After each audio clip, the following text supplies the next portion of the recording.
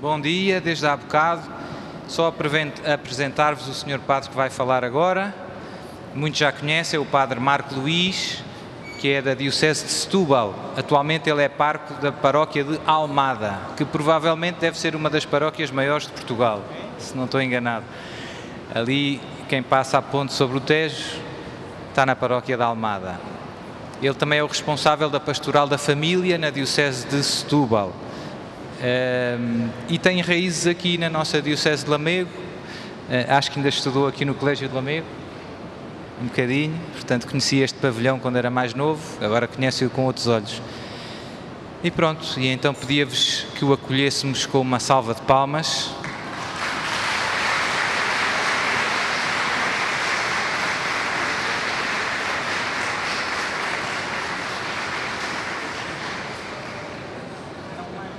Pois. Ok. Obrigado. Estás a tapar o Sim, aí ajuda. Ok, obrigado. Bom dia a todos. Eu convidava-vos na hora de Nossa Senhora, na hora das Ave-Marias, ao toque do sino, como assim muitos de nós crescemos à hora que Nossa Senhora aparecia em Fátima, que rezássemos em comunhão com toda a Igreja, pelos bons frutos espirituais deste retiro, o Ângelus ou as Ave-Marias. O anjo do Senhor anunciou a Maria. Espírito Santo. Ave Maria, cheia de graça, o Senhor é convosco. Bendita sois vós entre as mulheres e bendito é o fruto do vosso ventre, Jesus. Santa Maria, Mãe de Deus, rogai por nós, pecadores, agora e na hora de nossa morte. Amém. Eis a escrava do Senhor. Faça-se em mim segundo a vossa palavra. Ave Maria, cheia de graça, o Senhor é convosco. Bendita sois vós entre as mulheres e bendito é o fruto do vosso ventre, Jesus. Santa Maria, Mãe de Deus, rogai por nós, pecadores, agora e na hora de nossa morte. Amém. E o Verbo de Deus encarnou. Ave Maria, cheia de graça, o Senhor é convosco. Bendita sois vós entre as mulheres e bendito é o fruto do vosso ventre, Jesus.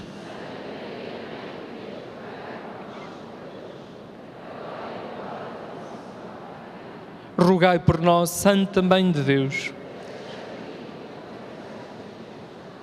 Oremos, infundi, Senhor, a vossa graça em nossas almas. Nós, pela anunciação do anjo, chegamos ao conhecimento da vossa encarnação, assim unidos à vossa paixão e morte, sejamos conduzidos à glória da ressurreição. Por Cristo, Senhor nosso. Glória ao Pai, ao Filho e ao Espírito Santo. Glória no princípio, agora e sempre. Amém.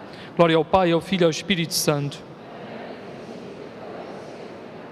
Glória ao Pai, ao Filho e ao Espírito Santo. Vindo Espírito Santo, vindo pela poderosa intercessão do Imaculado Coração de Maria, vossa amadíssima esposa, em nome do Pai, do Filho e do Espírito Santo.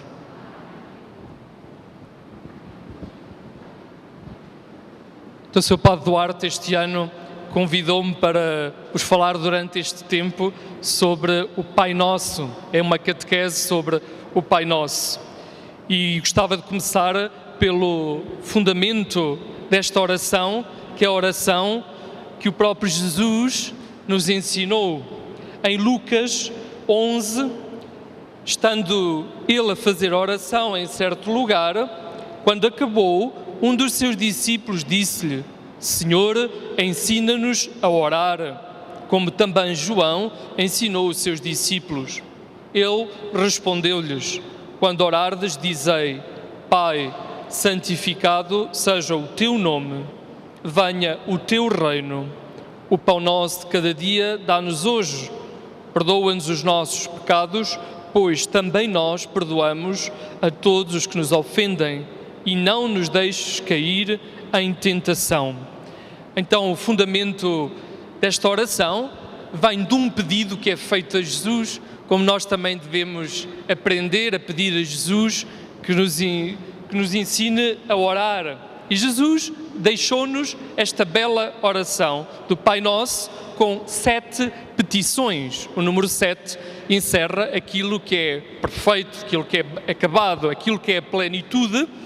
Mas antes dessas 7 petições, eu diria que nós temos 2 invocações: chamar a Deus por Pai, Pai Nosso, e a afirmação que estais nos céus. E a seguir é que vem as 7 petições. Então, antes temos uma oração de louvor, temos a própria invocação de Deus, a consciência de que nos colocamos na presença de Deus e este Deus a quem nos é dada a graça, a quem nos é dada a grande bênção, a grande alegria de poder chamar, porque o é, poder chamar e porque o é de Pai. A ordem, porque nosso Senhor Jesus Cristo ensinou esta oração, a ordem das petições no Pai Nosso, são uma escola de vida interior, de vida espiritual. Segundo São Tomás de Aquino, no contexto em que Jesus ensina o Pai Nosso, há 5 características que deve ter sempre a oração, que o nosso coração deve ter quando nos dispomos a rezar o Pai Nosso. A primeira é a confiança. Porquê? Confiança porquê? Porque o Pai Nosso é a oração de Jesus, que nós fazemos nossa. Mas a oração do Pai Nosso é a oração que nós fazemos com Jesus. A oração do Pai Nosso é a oração em que nos unimos a Jesus para nos dirigirmos ao Pai, conduzidos pelo Espírito Santo. Aliás, toda a liturgia se pode sintetizar desta forma. Vamos ao Pai, pelo Filho, guiados no Espírito Santo. Confiança é primeiro requisito de São Tomás de Aquino. Depois, a retidão. Pedir o que nos convém, o que desejo eu. Talvez fosse um desafio para quem faz o retiro com um caderno e caneta, e é um grande auxílio espiritual, poder, se calhar, escrever de forma breve. Que desejo eu? Que desejo eu? E desejo eu e o que desejo ao meu Deus. Será que o meu desejo é o desejo do meu Deus? Talvez nos ajude a escrever no início de um retiro. Talvez nos ajude a reescrever ao longo do retiro. E talvez tenhamos escrito no nosso coração outros desejos de Deus ao terminar o retiro. Confiança, retidão. E também uma oração que seja ordenada. A retidão é pedir o que nos convém. A ordem, o caráter ordenado na oração é a prioridade daquilo que nos convém. A prioridade do que nos convém. Quando temos que sintetizar o que é que temos que pedir, claramente isso nos ajuda a ir ao essencial na nossa vida. Confiança, retidão, um caráter ordenado. Uma oração que seja, como toda a oração deve ser, devota. Devota. São Francisco de Sales tem um belo livro que é a Introdução à Vida Devota e de facto ali espelha o trato que temos com os outros, o trato que temos com Deus não é menos importante. Uma vida de devoção é essa vida desse trato que é próximo, mas é um trato reverente, é um trato da consciência de quem é Deus e de quem somos nós. Então, confiança, retidão, caráter ordenado, uma forma de trato de devoção, devota. E o quinto ponto apontado por São Tomás é a humildade. Buscar Deus na oração e não a mim próprio. Como dizia alguém amigo, às vezes nós vamos ao sacrário e o sacrário pode nos dar sempre razão, o que é um grande perigo. Chegamos junto do sacrário de Jesus e Jesus tem que nos dar sempre razão. Ou seja, no fundo, a oração como que um espelho de nós próprios. A oração não é isso. A oração não é um quentinho espiritual que buscamos. A oração é encontro com Deus. O Pai Nosso é este encontro com o Pai do céu, guiados por nosso Senhor Jesus Cristo, pedindo o essencial. Então, estas características para rezarmos o Pai Nosso, diz São Tomás de Aquino, são importantes. A primeira palavra, Pai, do hebraico Abá, se pode trazer por paizinho, uma forma mais carinhosa, uma forma que intensifica esta paternidade de Deus. Diz São João, na primeira carta de São João, no capítulo 3, depois logo ali nos primeiros versículos, a grande graça, a grande bênção de sermos filhos de Deus. Se pensássemos qual é a grande alegria para cada um de nós, qual é o título que um homem pode ter, qual é o maior título que um homem ou uma mulher pode ter à face da terra? Se as licenciaturas ajudam a chegar no céu, bendito seja Deus. Se vir ao retiro ajuda a chegar ao céu, bendito seja Deus. A ser filho de Deus, tu sabes quem eu sou, tu sabes quem tu és, sabes quem é o teu Pai, sabes quem é o nosso Pai. Eu sou filho de Deus, filho muito amado, filho muito amado. Então, só esta consciência converte o nosso coração. poder chamar a Deus por Pai. É um espanto contemplar a beleza da natureza, é um espanto contemplar a beleza do dom de uma amizade em Deus, é um espanto poder contemplar as maravilhas que Deus opera na nossa vida, mas é um espanto bem maior termos a Deus por Pai, aquele que nos criou, aquele que não nos abandona, que nos deu o irmão, Jesus Cristo, que nos torna filhos no Filho. A grandeza do nosso batismo, a grandeza de sermos filhos de Deus. E cada vez que chamamos a Deus por Pai, temos aqui um apelo a sermos filhos, porque se os chamamos de Pai, nos reconhecemos como filhos. Há um Pai porque há filhos. A relação se explica neste caráter, como Tertuliano havia de explicar a Santíssima Trindade, Deus, Pai, Filho e Espírito Santo, em relação. E daí nasceu o conceito de pessoa. Ser pessoa é estar em relação com o outro, não é? É estar aberto ao outro, é darmos ao outro, no concreto da vocação de cada um de nós, mas como filhos de Deus. Esta relação com o Pai implica, como vamos ver, a relação com os irmãos, os outros filhos de Deus, que não são os outros, são os nossos irmãos, filhos do mesmo Pai que está nos céus. Então, há um apelo à conversão.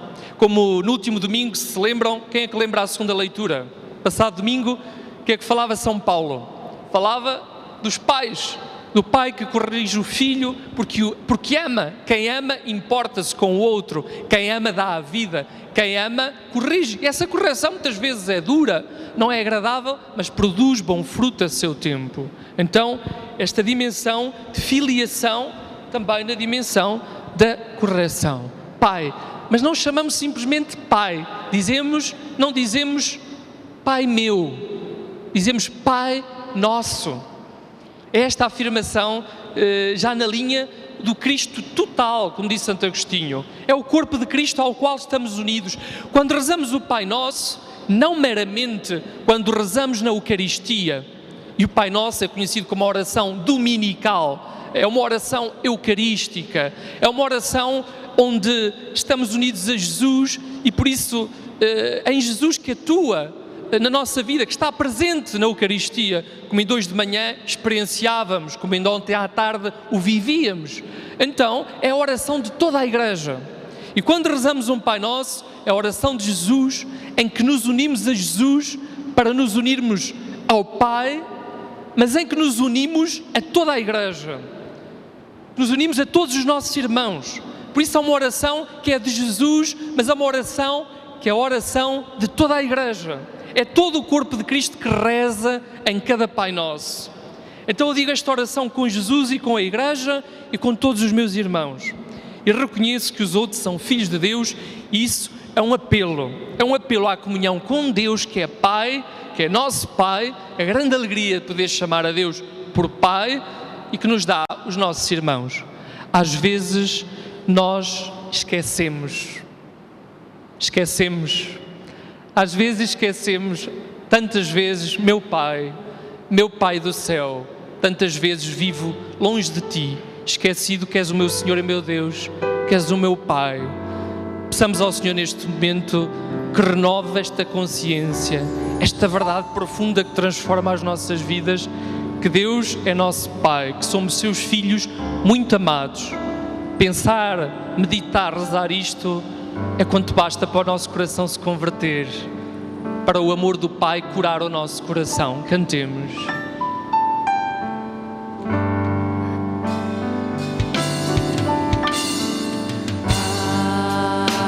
Pai nosso que estás no céu,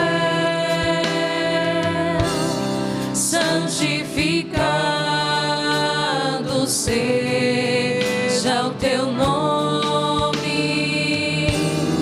e venha a nós o teu reino,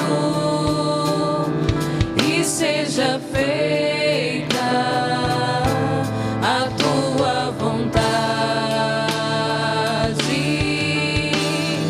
Pai, meu Pai do céu, meu Pai do céu, eu quase me esqueci, me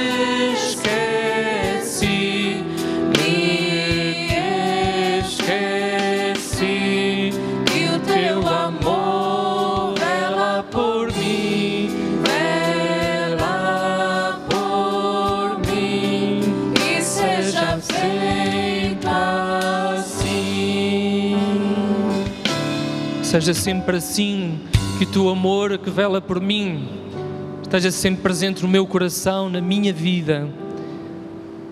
O nosso Pai do céu é a primeira afirmação depois de chamarmos a Deus por Pai, que é nosso Pai, que Ele está nos céus.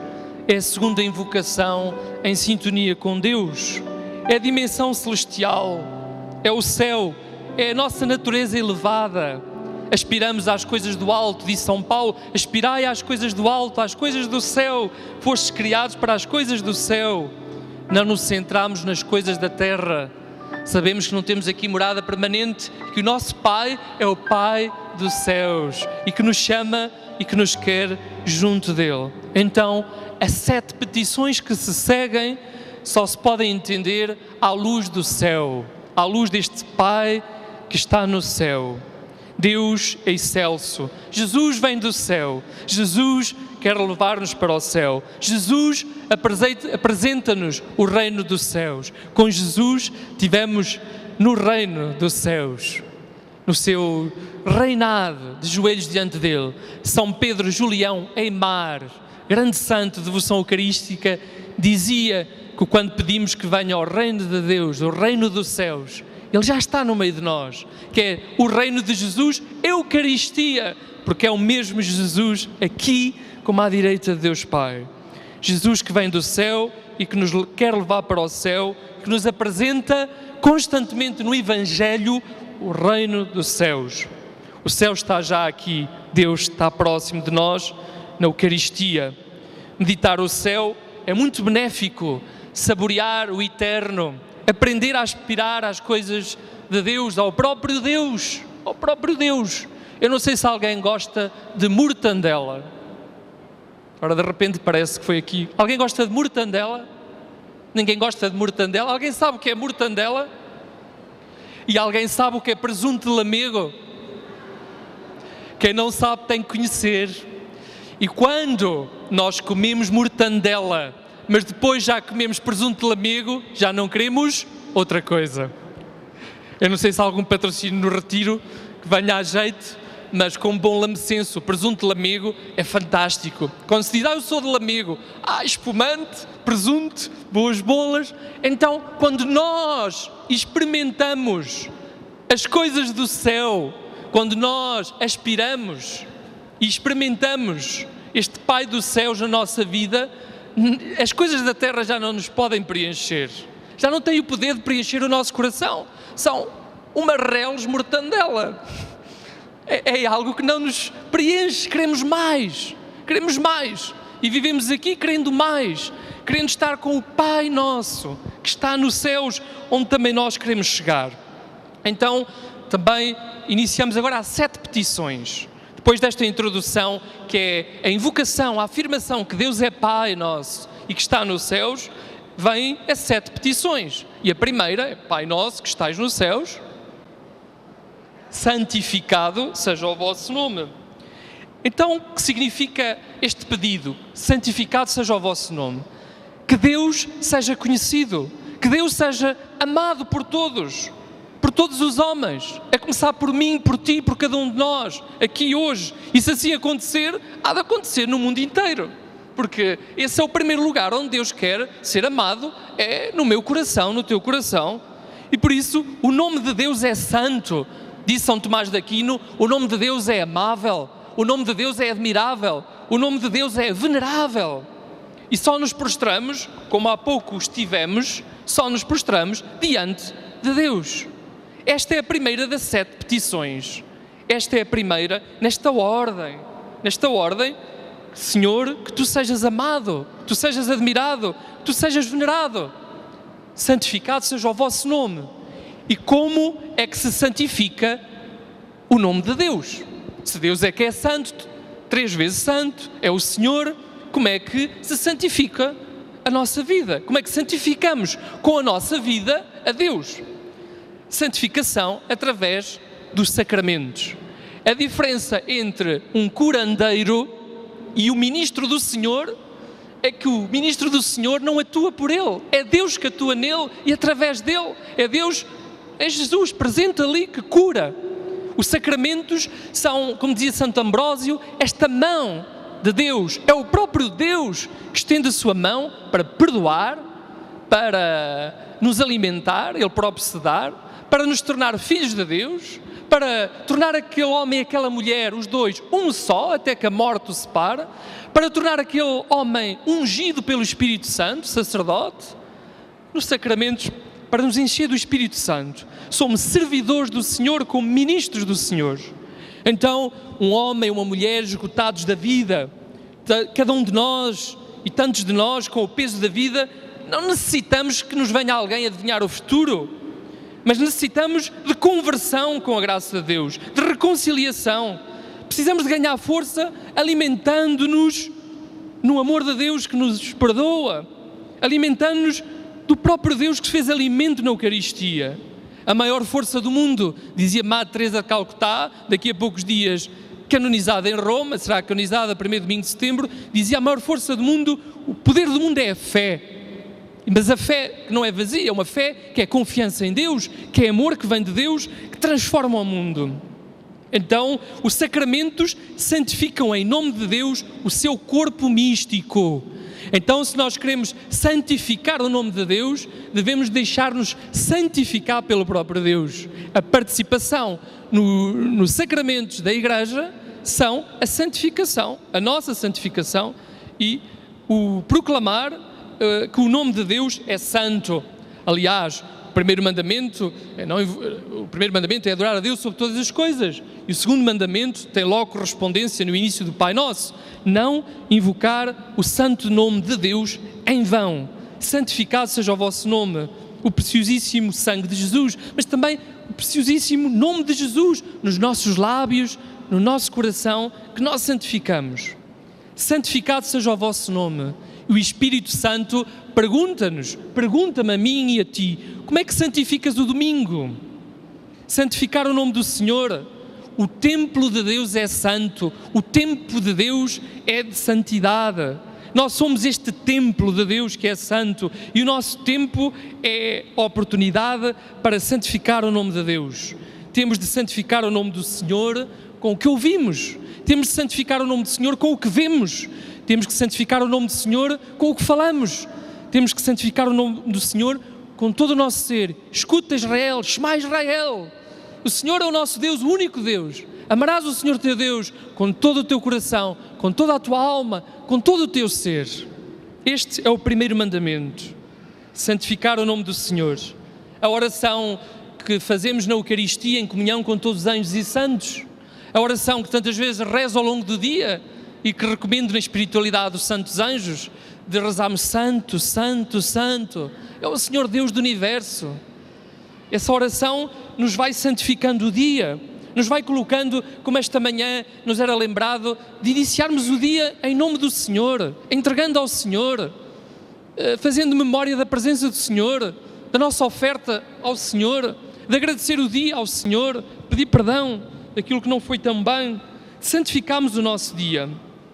Nesta primeira petição, caros irmãos, está a primazia da vida espiritual, está a primazia da vida de oração, está a primazia da vida sobrenatural, está a primazia do céu. É isto que está nesta primeira petição ao afirmarmos: Pai nosso que estais nos céus, santificado seja o vosso nome, venha a nós o vosso reino. E este é o tema do retiro: venha a nós o vosso reino. Só esta petição daria para ficar aqui e para fazer o tema desta catequese, embora irei percorrer todas as petições. O reino de Deus é um reino de amor, não meramente sentimentos. O amor implica sentimentos, mas não é meramente um sentir, é uma atitude. O amor é a entrega, o amor é revelado, é demonstrado, é dado a conhecer, é vivido na cruz, não é um mero sentimento. Meio-dia, Jesus está na cruz, meio-dia e meio, começa a ficar muito calor, sangue muito perdido, muita água, não dá jeito, vou descer da cruz, venha outro para o meu lugar, porque ainda falta muito até às 3 horas da tarde. Jesus não desceu da cruz, Jesus permaneceu fazendo a vontade do Pai, permaneceu para nos levar ao reino, ao seu reino, onde queremos viver em graça, unidos a Ele. Então, nesta petição estamos a pedir ao Senhor que se faça presente em nós o seu amor e que se faça presente através de nós o seu amor. Diz a irmã Kelly, uma das suas pregações, de uma forma muito simples, mas que toca muito, que diz, este amor que recebemos de Deus, este amor com que seremos capazes de amar, de responder a esse amor, com este amor que nos é dado, e de amar os irmãos, com este mesmo amor que nos é dado, que nós não temos, que não somos capazes. Eu não tenho, peço que o Senhor me dê esse amor verdadeiro. Então, este amor em nós e através de nós, pelo qual antecipamos o céu e o reino dos céus, diz o prefácio da oração de Cristo Rei, com que termina o ano litúrgico cada ano: reino de justiça e de paz, reino de verdade e de amor, reino de liberdade. A liberdade deste reino é fazer a vontade de Deus e não o que nos apetece. Isso não é liberdade, isso não é liberdade. Esse é um anúncio de uma falsa liberdade. O uniforme do reino, todos os reis têm exércitos. Todos os reis têm exércitos, têm regras, têm caráteres ordenados para se poderem entender e têm formas de assim viver. O uniforme do reino do nosso Pai é a caridade, é o amor. A língua deste reino é o amor. São palavras do servo de Deus, cardeal Vantuan, que dizia: veste um só uniforme, tem uma só linguagem, a caridade. Como São Filipe de Neri, quando lhe perguntou o Papa, qual a regra que escolhes? Quem tem que ser obedecido escolhe uma só, e eu escolho a caridade. Foi aí quando o Papa lhe quis impor o barrete cardinalício, e ele deita o barrete cardeal ao ar e diz: eu prefiro o paraíso, paraíso, paraíso, eu prefiro o paraíso, eu prefiro o paraíso. Esta liberdade de fazer, de querer aquilo que Deus quer. Quantas vezes nós não dizemos: Pai que estais nos céus, não quero o teu reino. Pai, seria inverter o Pai Nosso, se calhar não o fazemos desta forma deliberada, ainda bem, com as nossas palavras, mas tantas vezes na nossa vida: Pai, não quero o teu reino. E isso é dizer que não quero o céu, é a escolha de não viver no reino de Deus. Então esta pergunta que podemos fazer nesta hora, neste momento: eu vivo no reino de Deus? Não no reino de Deus, não haja confusões com uma certa seita que tem esse nome, não tem nada a ver. O reino de Deus, o reino dos céus, o reino do nosso Deus. E a pergunta que podemos fazer: o Padre Marco pergunta se eu vivo no reino de Deus. Isto é uma pergunta complicada, no reino dos céus, no desejo do reino dos céus. Como é que eu, esta hora do dia, nossa, que calor, como é que eu vou poder analisar se eu estou a viver no reino de Deus ou não, ou se estou a querer viver ou não? Forma muito simples. Estamos no ano da... E o Papa Francisco diz que se o ano da misericórdia não servisse, que não fosse para outra coisa, a não ser saber as obras de misericórdia corporais e espirituais, que o ano da misericórdia já estava ganho, não é? Então, a forma de eu me perguntar, a forma de eu responder se vivo no desejo do reino dos céus, é se vivo no desejo, e não meramente o desejo, porque o Papa Francisco tem falado muito neste sentido, de fazermos obras de misericórdia, obras concretas, nem que seja uma corporal, uma espiritual, é que Deus me dá a oportunidade. Então, obras de misericórdia corporais. Daqui a pouco temos fome. Obra de misericórdia, dar de comer a quem tem fome. Está muito calor e temos mais sede. Dar de beber a quem tem sede. Depois, aqui uma obra de misericórdia, aqui é estranho, porque esta obra de misericórdia também é corporal, mas eu acho que ela, nos nossos dias, não é menos espiritual. Vestir os nus. Vestir os nus. Quem não tem que vestir? Só quando chegamos às obras de misericórdia espirituais, ensinar os ignorantes, dar bom conselho, corrigir os que erram, é ajudar a vestir as pessoas que andam nuas porque querem e não deviam andar nuas. Muito menos estar numa igreja nus, ou estar a rezar, ou estar a ser ocasião de escândalo. Por isso, vestir os nus com este calor, acho que é uma obra de misericórdia espiritual muito grande a vários níveis. Depois, nós somos peregrinos sobre a terra, e quem acolhe um peregrino acolhe o próprio Cristo. Por isso, dar pousada aos peregrinos. A seguir, estamos doentes. Quando é que eu estive doente? E me fostes visitar. Já vamos, não é? Visitar os doentes. Visitar os presos e enterrar os mortos. São as 7 obras de misericórdia corporais. E as 7 obras de misericórdia espirituais são dar bom conselho, Já o livro da sabedoria exalta a sabedoria no bom conselho. Salomão não escolheu nem ouro, nem prata, nem poder, mas escolheu o poder da sabedoria e lhe foi concedido. Deus, Jesus Cristo, é a sabedoria encarnada. Para quem fez a consagração totus tuus, consagração total, segundo o método São Luís Maria Monfort, sabe que começa assim: ó sabedoria eterna encarnada, ó admirável Jesus Cristo, nosso Deus, presente no meio de nós. Então, bom conselho, o bem que fazemos a uma alma dando um bom conselho. Quando todos dizem no trabalho: eu se fosse a ti não estava para aturar isto, eu deixava o teu homem, deixava a tua mulher. Eu digo: não faças isso. Dou um bom conselho, não é? Ensinar os ignorantes. O sacerdote mais idoso na minha diocese, na diocese de Setúbal, o Sr. Padre Manuel Vieira, lá mesmo na cidade de Setúbal, ele dizia num jeito de brincadeira, mas com um grande fundamento, que a santa ignorância iria salvar muita gente. A santa ignorância, neste aspecto de que muitas vezes exigimos aquilo que ainda não demos. Será que já dissemos às pessoas que se ajoelham na consagração? Será que já dissemos às pessoas, já ensinamos, já relembramos que Nossa Senhora pediu para rezarmos o texto todos os dias? Será que já dissemos às pessoas que temos que estar na graça de Deus para comungar, temos que nos confessar? Então, ensinar os que não sabem, porque ninguém os ensina. Deus compadeceu-se de nós, éramos como ovelhas sem pastor.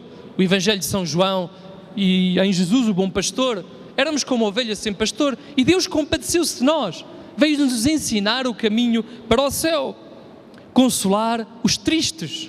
Não importa porque é que aquela pessoa está triste, se tem motivos para estar triste, se não tem motivos para estar triste, se está triste por sua própria culpa.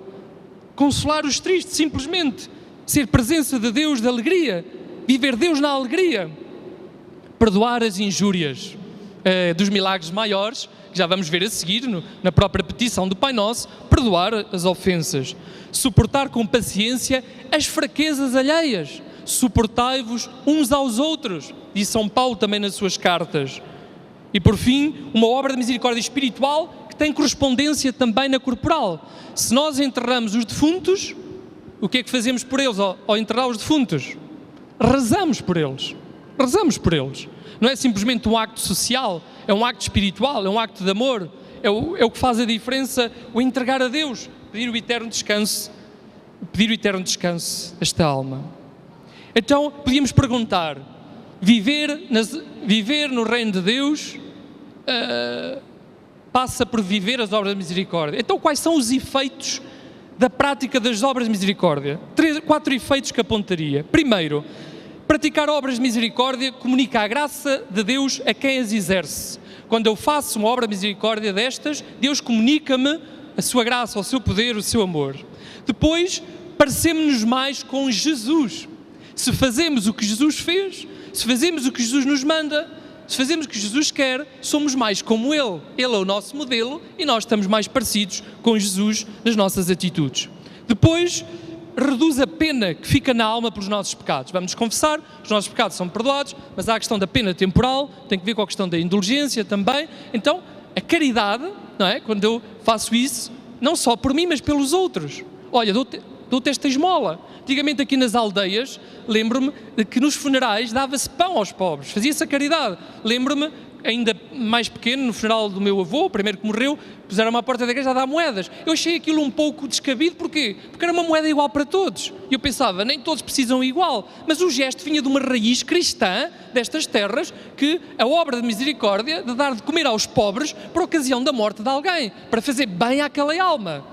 Rezar, mas fazer obra de misericórdia concreta, corporal, como é rezar. Rezar é uma obra concreta e poderosa, mas também há as obras de misericórdia corporais que são expressão da vida espiritual. Então, avançamos no caminho do céu. No Evangelho de São Mateus 25, 34, vemos o julgamento final. Deus virá em Jesus Cristo, virá para julgar todas as coisas. E Jesus diz, vinde benditos de meu Pai, possuí o reino de Deus, venha a nós o vosso reino. Possuí o reino de Deus, vos está preparado desde a criação do mundo, porque tive fome e deste-me de comer, tive sede e deste-me de beber. E me perguntarão, Senhor, quando é que tiveste fome? Quando é que tiveste sede? Quando é que te vimos doente? Quando é que estiveste preso e te fomos visitar? Todas as vezes que fizestes a um dos meus irmãos mais pequeninos, a mim o fizestes. Esta relação com o Pai passa com a relação com os irmãos. Venha a nós o vosso reino. Venha a nós o vosso reino, percorremos o caminho do reino do Senhor de misericórdia. E a petição que se segue é quando pedimos que seja feita a vontade do Senhor na terra como no céu. Seja feita a vossa vontade, assim na terra como no céu. O que pedimos para nós, o que é que pedimos para nós nesta petição? Seja feita a vossa vontade, assim na terra como no céu. O que é que estás a pedir? O que é que eu estou a pedir? O que é que estamos a pedir? Conseguem concretizar o que é que estamos a pedir? Não estamos a pedir nada e ao mesmo tempo estamos a pedir tudo. E o mais importante, que é a vontade de Deus. No fundo, não é nada de concreto, mas é pedir que se cumpra na nossa vida o que Deus tem previsto. Mas isso é muito perigoso. Pedir assim é muito perigoso, não sabemos o que estamos a pedir. Poderemos fazer como ao Frei Café. Quem é que se lembra do Frei Café em Lamego, que agora está em Cabo Verde, franciscano, que aqui viveu muitos anos? Em jeito de brincadeira ele dizia: Padre Marco, eu quando ando de avião, e custa-me andar de avião, eu nunca rezo o Pai Nosso, só rezo a Ave Maria. E eu perguntei: porquê, Frei Andrade? Que não vai ser a vontade de Deus que o avião caia. Pois é, que se faça a vossa vontade. E se a vontade de Deus for uma doença? E se a vontade de Deus for uma humilhação? E se a vontade de Deus for algo que eu não estou preparado, que eu não quero? Só se pode pedir assim se nós, lembram-se atrás quando eu falei há pouco, a confiança, a devoção, todas aquelas características. Se nós não tivermos confiança em Deus, nós não conseguiremos rezar o Pai Nosso. Se não tivermos confiança em Deus, ninguém conseguirá. Eu não consigo rezar assim. De pedir a Deus algo que eu não sei, confiar nele, entregar. Então, que rezemos o Pai Nosso e a Ave Maria com esta confiança, claro está. Não é um apelo a não rezar o Pai Nosso, é rezar o Pai Nosso com confiança. É contemplar a Cristo obediente até à morte e morte de cruz. Jesus cumpriu a vontade do Pai. Olhemos para Cristo. Queres aprender a fazer a vontade de Deus? Pega no crucifixo, coloca-te diante de Jesus na cruz. Ele vai ensinar-te. Ele é o nosso modelo. Ele faz aquilo que pediu, aquilo que cumpriu para cada um de nós. Na agonia, Jesus diz: Pai, se é possível, afasta de mim este cálice. No entanto, que se faça a tua vontade, que se cumpra a tua vontade. Na agonia e na cruz, que se faça a tua vontade. E Nossa Senhora também o disse. Também o disse não só junto à cruz. Disse-o quando o anjo veio do céu: faça-se em mim, segundo a tua palavra, segundo a tua vontade. Faça-se, fiat, faça-se esta entrega. Então, isto implica, de certa forma, uma morte de nós próprios. Morrer, nós achamos que morrer é morrer um dia, no último momento da nossa vida, e é verdade, lá estamos nós, na hora da nossa morte, mas morrer é algo para todos os dias. Morrer em cada dia, é subir com Cristo à cruz, e com Ele subiremos ao reino de Deus. É morrer para nós próprios, para nascer para a eternidade. Os santos celebram-se no dia da sua morte, no dia que nasceram para o céu. Quando nós morremos para este mundo, nascemos para o céu, já aqui, hoje, aqui e agora, e nos preparamos para esse nascimento definitivo, que é a entrada no céu, para todo o sempre, depois desta vida sobre a terra. Então, pedir a vontade de Deus, que se faça a tua vontade. Santo Inácio de Loyola dizia: pede o que quiseres, pede o que quiseres, mas no fim, que diga sempre o que se diz no Pai Nosso, que se faça a tua vontade, não a minha. E se a minha vontade for a do Senhor, melhor. Santa Teresa do Menino Jesus parece que morreu a dizer: eu fiz sempre a minha vontade. Só há um pormenor, é que ela fez sempre a vontade de Deus. Então não há aqui um egoísmo, não há aqui pecado, há aqui uma vida de comunhão profunda com Deus. E a petição que se segue é o pão nosso de cada dia, que o Senhor nos deu hoje. O pão de cada dia hoje, não é? O meu pão hoje e amanhã. Não estamos a pedir, porque é que o Senhor nos pede só para pedirmos hoje? Hoje. Então o pão nosso, e não pedimos novamente, como não dizemos Pai Nosso, conforme dizemos Pai Nosso, melhor dizendo, peço desculpa, conforme dizemos Pai Nosso, também dizemos Pão Nosso. Porquê? Porque estamos incorporados no corpo de Cristo. Nenhum de nós vive para si mesmo, não vivemos separados deste corpo. É o pão material ou espiritual? O que é que escolhem? O pão material ou o pão espiritual? Qual deles? Os dois.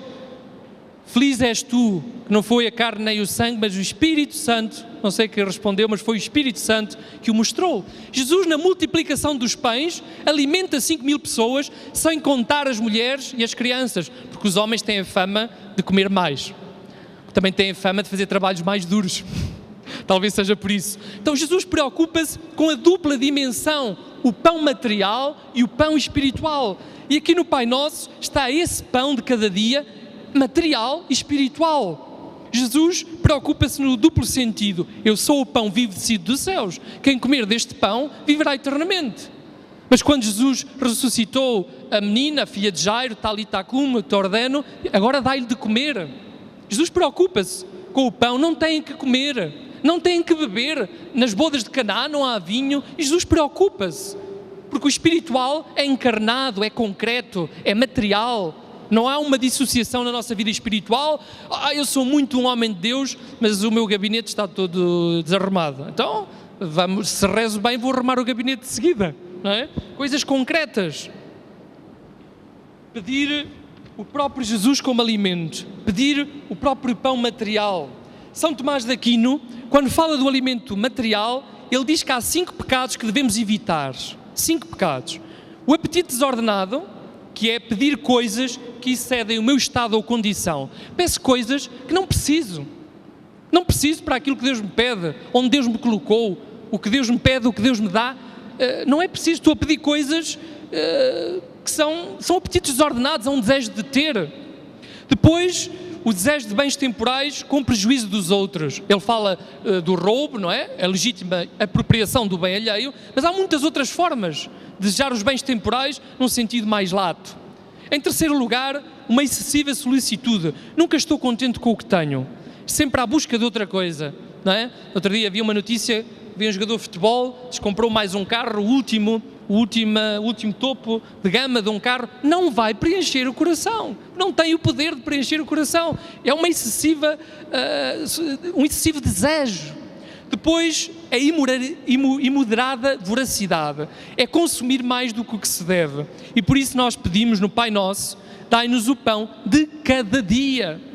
Lembrem-se há poucos dias no Evangelho, aquele homem insensato que teve tão boa colheita que disse: vou deitar os meus celeiros abaixo, vou construir uns maiores, para assim guardar todos os bens que tenho. Insensato. Esta noite entregarás a tua alma a Deus. Prestarás contas de que te servirá. Para quem será todo esse bem que tens? Então, aqui, de São Tomás de Aquino, esta imoderada voracidade. E por último, a ingratidão. Não agradecer a Deus o que Deus me dá. Está um pouco ligado ao primeiro, mas aqui, nesta petição, o dom do louvor, de agradecer a Deus aquilo que Ele me dá, de ser capaz de viver em cada momento nessa ação de graças. Então esta petição está bem acentuada aqui, a dimensão eucarística do Pai Nosso, esta dimensão de louvor também eucarística. Depois a petição: perdoai as nossas ofensas como nós perdoamos a quem nos tem ofendido. É uma petição muito própria e muitas vezes muito mal entendida, muito mal explicada. Esta petição tem uma condição. Porquê que tem uma condição? Não é Deus a dizer: eu só te perdoo se tu perdoares. No fundo, parece uma espécie de contrato, de negócio. Se tu não perdoares, eu não te perdoo. Deus há de perdoar sempre. Mas para Deus perdoar, precisa de uma única coisa: do meu arrependimento. Então significa que se eu me disponho a perdoar o outro, eu estou mais disposto para pedir o perdão de Deus para mim, para receber o perdão de Deus para mim. Não é uma questão de negócio, causa-consequência, é uma questão de que Deus nos conhece, Deus tem uma pedagogia, Deus sabe como é que nos pode levar a viver este milagre, que é dos maiores milagres, que é o perdão. Em 2011 convenceram-me, e não foi muito difícil, meti-me num avião, apanhei o avião de Lisboa para Londres, de Londres para Toronto, de Toronto para o Quebec, de Quebec meti-me no autocarro com 18 graus negativos, com neve de não sei quantos metros, e estive uma semana enfiado numa casa de retiros retiros a fazer uma coisa que se chama agape terapia. Ou, traduzindo, a agape é amor. Terapia de Deus pelo amor, a cura interior. Querem milagres, querem curas físicas e psíquicas, deixa o exercício e é simples. Quem quiser escrever, escreve. Quem não escrever, vai gravar. É pegar numa folha e escrever com Jesus, porque sem Ele não é possível, com Jesus eu perdoo esta pessoa porque fez isto, com Jesus eu perdoo aquela pessoa porque fez aquilo, com Jesus eu... E confesso-me, passei 8 dias metido numa casa a escrever papéis, que depois deitava fora, com Jesus eu perdoo, com Jesus eu perdoo. E isso transforma a nossa vida. Os retiros de cura interior, de processo de acompanhamento de cura interior, são essenciais, mas a tónica é esta. É o poder de Jesus, mas desta forma, perdoai-nos as nossas ofensas, assim como nós também perdoamos a quem nos tem ofendido. Então, mostra esta petição que só aquele que vive no perdão ao próximo tem o coração aberto ao perdão de Deus. O perdão aos outros é esse exercício espiritual essencial. Amai-vos uns aos outros como eu vos amei. Se quisermos, perdoai-vos uns aos outros como eu vos perdoei. Pai, perdoai-lhes porque eles não sabem o que fazem. Na cruz, Jesus mostra o verdadeiro amor. Jesus centra-se na essência do amor. E a essência do amor vem nesta gratidão do perdão. Eu perdoo se a pessoa se arrepender, eu perdoo se a pessoa pedir desculpa, eu perdoo se a pessoa assinar um contrato a dizer que nunca mais vai fazer igual, eu perdoo se... Nada disso consta no Pai Nosso. Nada disto consta, nada disto é necessário. Perdoa porque isso é o amor verdadeiro. É inseparável a experiência do perdão de Deus da experiência de eu ser perdoado. Sabem qual é a melhor forma de um padre ser bom confessor? Quem sabe? Qual é a melhor forma de eu me tornar um bom confessor? Ser cada vez mais o rosto de Jesus misericordioso e no sacramento da reconciliação configurar-me com Jesus nesse sacramento. Qual é a melhor forma? É ser um bom penitente. É saber-me filho amado e perdoado. E fazendo essa experiência posso ser instrumento da misericórdia de Deus nesse perdão. Fazendo a experiência do quanto Deus me ama. Às vezes estamos feridos e estamos com o coração fechado. E os que estão à nossa volta acham que temos problemas com eles. E não temos problema nenhum muitas vezes com os outros. Temos um problema em nós. De ainda não sermos capazes de abrir o nosso coração para essa cura interior. A misericórdia e a verdade, o perdão e a justiça são inseparáveis. Os riscos do ano da misericórdia é o risco da propaganda, da comunicação social que diz Deus é amor, Deus tudo perdoa. Deus é amor, Deus tudo perdoa, tudo é possível. A misericórdia não anula a verdade nem a justiça, como nós vemos neste percurso do Pai Nosso. Não posso dizer que Deus é bom e Deus ama-me porque Ele é bom, não porque eu sou bom, e depois faço o que quero porque Deus é bom e Deus vai perdoar. Mas Deus vai perdoar se tu te arrependeres. Diz o Pai Nosso, perdoa aos outros para aprenderes a pedir perdão, para aprenderes a ser perdoado. A misericórdia não é esse cheque em branco que tudo é possível, que legitima tudo. É uma falta de honestidade espiritual, antes de mais intelectual. E em tantas formas, e fico por aqui para não cair num pecado que é a murmuração, quando se cita o Evangelho, Jesus disse à mulher, vai, aliás, antes disso, ninguém te condenou, eu também não. E diz a Zaqueu, desce daí que eu quero ir à tua casa. Mas esquecemos que Jesus diz, mulher, ninguém te condenou, eu também não, vai, mas não voltes a pecar. E que Zaqueu distribuiu os seus bens aos pobres, restituiu 4 vezes mais. Por isso a misericórdia tem consequências, tem exigências. Não nos deixeis cair em tentação, mas livrai-nos do mal. É a última petição e para os poucos minutos que me faltam. Há um tipo de tentação que são as provas que o Senhor coloca na nossa vida para crescermos. E isto muitas vezes também não é explicado. Há tentações que Deus permite. Deus prova os que ama. Provou a fé de Abraão, a fé de Isaac, a fé de Jacó. Deus prova-nos. Não no sentido de estar a jogar connosco, mas no sentido de nos fazer crescer. Quando somos postos à prova, damos provas. Onde está o nosso coração? Onde está a nossa confiança? Então, em bom rigor, são tribulações. Tentações que são sinónimo de tribulações.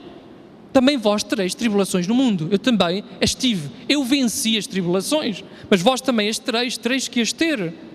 Quando pedimos ao Senhor que nos livre do mal, estamos a pedir que nos livre do pecado e não das tribulações, nem sequer das tentações. Não nos deixeis cair em tentação. Não dizemos, não nos dês tentações. Deus permite o frio conforme os cobertores. Um mau exemplo para este dia de calor. Mas Deus permite que sejamos tentados segundo a graça que nos dá. Não nos pede mais do que possamos dar, do que já nos deu. Então é uma oportunidade de crescermos. Quando pedimos para não cair em tentação, não é? Estamos a falar a um outro nível. Estamos a falar para nos livrar das tentações, como Cristo foi tentado, também somos tentados. As tentações que vêm dos 3 inimigos clássicos da alma, que o catecismo ainda lá tem escrito e bem escrito: o mundo, a carne e o demónio. São os 3 inimigos da nossa alma. A carne, temos a marca do pecado original. São Paulo fala da dicotomia entre o homem espiritual e o homem carnal. O demónio é denominado na Sagrada Escritura também como o tentador. A sua ação na ordem mais habitual não é de possuir, é de tentar, porque implicando a nossa liberdade consegue um resultado maior, que é a nossa destruição. Então tem uma das suas vitórias logo em fazer crer que não existe, porque aí não focalizamos que o inimigo existe, não estamos atentos ao inimigo, é como se não estivesse lá. Eu gostava de, praticamente a terminar, ler uma passagem de São Paulo que considero essencial na vida espiritual, na vivência do Pai Nosso, e considero como que uma das grandes passagens para os dias que vivemos em 2016, neste início de novo milénio tão conturbado. Irmãos, Efésios 6, capítulo 10, versículo 10 e seguintes. Capítulo 6, Efésios 10 e seguintes. Irmãos, fortalecei-vos no Senhor para que possais resistir às ciladas do demónio. Porque nós não temos que lutar contra a carne e o sangue, mas sim contra os principados e potestades, contra os dominadores deste mundo tenebroso e contra os espíritos malignos espalhados pelos ares. Portanto, tomai a armadura de Deus, para que possais resistir no dia mau e ficar de pé, depois de ter vencido em tudo. Diria São Pedro, estais sóbrios e vigilantes. Então, o nosso mundo, com tudo o que nos oferece, que não é pelo de Deus, a cidade de Deus e a cidade dos homens, como disse Santo Agostinho. Na atualidade, eu escolheria uma tentação. Poderia ficar aqui o dia todo, o retiro todo, a falar de vida espiritual, da ascética e mística e de tentações. Mas escolho uma tentação, porque é a tentação que está a dominar a Europa. É a tentação das comunidades cristãs, é a tentação na vida da Igreja. Isso assim é a tentação na minha vida, na tua vida. A tentação com que termino e queria falar é que, na realidade, o Senhor diz que não devemos ter medo. Não tenhais medo. Diante da perseguição, não tenhais medo. O desânimo, como diria o padre Canta lá Messa, são as águas turvas onde o demónio pesca. Lembrai-vos das palavras de Jesus: não temais os que matam o corpo, mas aqueles que matam a alma e a podem lançar na hiena. Pedir a Deus que nos retire o medo da perseguição. Pedir a Deus que nos tire o medo da cruz. Nesta Europa fechada e que renega a cruz. Nas comunidades cristãs, em que a vida cristã tantas vezes se reduz a um cristianismo de vitória sem cruz. O Senhor avisou-nos das perseguições, que seremos perseguidos quando atuarmos como Ele atuou. Quando formos discípulos como o Mestre, também a mim perseguiram, também a vós hão de perseguir. Haverá quem te critique, haverá quem te persiga, haverá quem te prejudique, haverá quem te mate. Mas esse é o sinal próprio dos discípulos de Cristo. E São Tomás diz, já há tantos séculos, São Tomás a propósito disto dizia que devemos pedir a Deus para que não nos deixemos amedrontar ou enfraquecer. A Europa está amedrontada e está cada vez mais enfraquecida por causa disto mesmo. Termino com um hino de glória a Deus, de gratidão, um hino de profunda comunhão com aqueles que nos nossos dias nos têm ensinado a viver o Pai Nosso, com as suas próprias vidas. Os nossos irmãos perseguidos em tantos países são testemunhas, são mártires, que é o que significa a palavra mártir, testemunha, na perseguição da fé que se intensifica. E a tentação, para mim, para ti, para a nossa Igreja, será de vencer o mal com o mal. Mas Jesus já venceu e a cruz é o sinal da vitória do amor, a vitória da vida sobre a morte. A vitória de Jesus é a vitória da alegria sobre a tristeza. a vitória da esperança sobre a angústia, a vitória do reino dos céus, a vitória que Nossa Senhora implora, Nossa Senhora anseia, pelo qual Nossa Senhora convoca muitos discípulos. A vitória do Imaculado Coração de Maria é a vitória de Jesus, é a vitória deste retiro, é a vitória da invocação que fazemos. Venha a nós o vosso reino.